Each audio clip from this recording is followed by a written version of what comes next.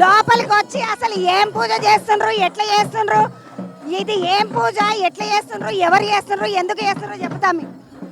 సమ్మక్క సారక్క విలువేల్పులు ఇవి. మేము కోయ వాళ్ళం, కోయ బిడ్డలం. తల్లిని పూజిస్తాం ఇలా. ఏ ఊరోళ్ళు?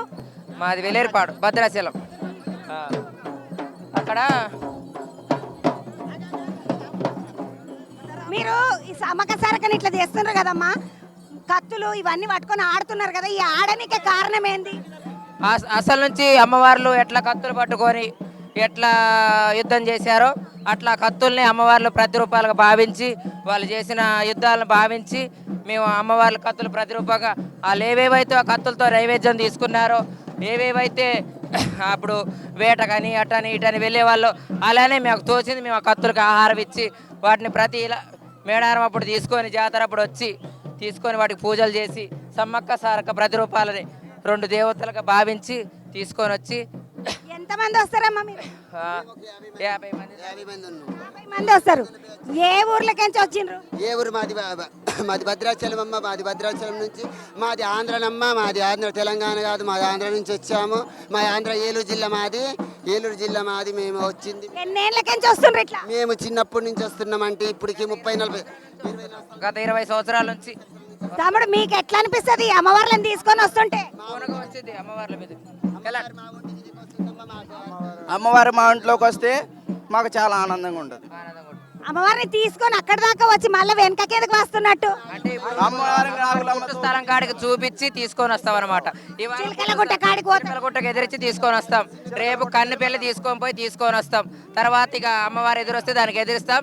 లాస్ట్ రోజు గద్దెలు ఎక్కించి ఒడిబియ్యం అయితే ఏవైతే ఉన్నాయో అవి పోసుకొని అమ్మవారికి సమర్పించి మొక్కులని సమర్పించి గురువారం రోజు మొత్తం సమర్పించి అమ్మవారిని ఎదిరించి ఏమైనా తెచ్చుకున్న ఏమైనా ఉంటే చూసి చేసి అమ్మవారికి నైవేద్యం ఒప్పచెప్పి.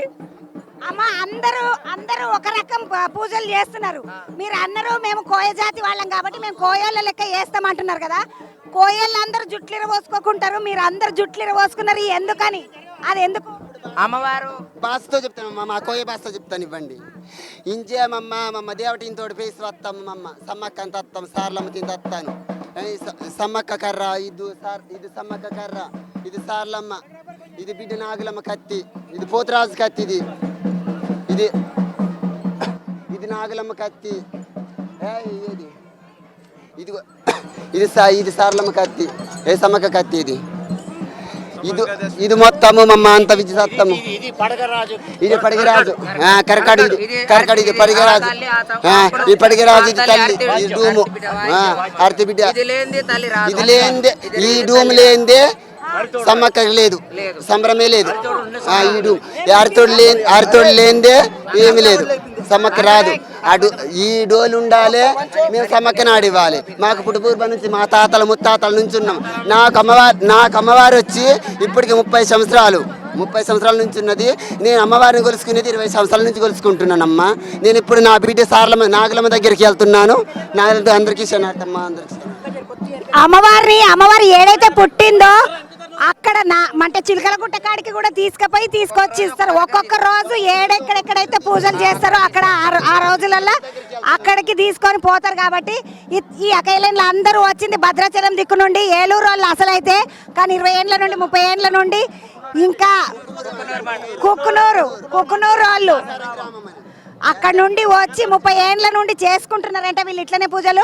మొత్తం 5 రోజులు అమ్మవారికి ఎట్లెట్లా పూజలు చేస్తారో అంటే ఈ రోజు కాడికెంచి నాగులమ్మకు పూజ చేసే కాడికెంచి అమ్మవారు లోపలికి అంటే అరణ్యంలోకి వెళ్ళిపోయి దాకా కూడా వీళ్ళు అన్ని పూజలు చేసుకొని నిమ్మలంగా ఉండి అమ్మవారికి అన్ని రకాల పూజలు చేసుకొని పోతారు.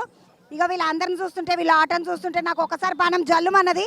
కానీ ఏం కథ అడుగుదాం వీళ్ళని అసలు అని వచ్చి అడిగిన తామని. అమ్మ నీ పేరేమన్నది? నా పేరు నవనిక. అమ్మ నీ పేరు? సంధ్యశ్రీ అమ్మ, నవనిక అమ్మ. వీళ్ళందరూ ఆడుతుంటే మంచిగా అనిపించి వచ్చిన. బాగున్నదమ్మా, మిమ్మల్ని చూసినందుకు సంతోషం. అమ్మవారికి దండం పెట్టుకుంటే